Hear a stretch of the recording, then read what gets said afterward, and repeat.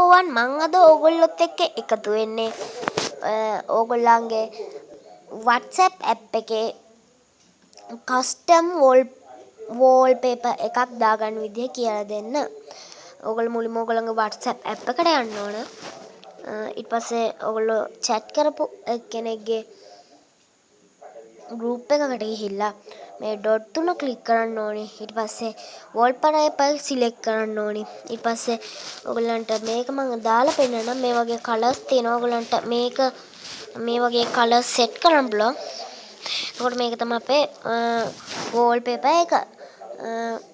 ඔයගොල්ලෝ මේක වෙනස් කරගන්න ඕනේ නම් ආයෙමත් wallpaper කියන එකට ගිහිල්ලා ඔයගලන්ට ඔයගලන්ගේ photos select කරන්න ඕනේ නම් ඕගොල්ලන්ගේ ෆොටෝස් දැන් මේක තමයි මගේ වෝල්පේපර් එක.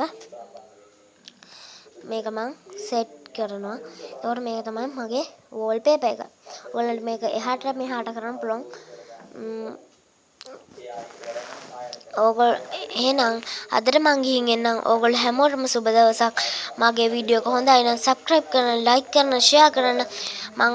මං අදට ගිහින් එන්නම්. ඕගොල්ලෝ හැමෝටම සුබ දවසක්.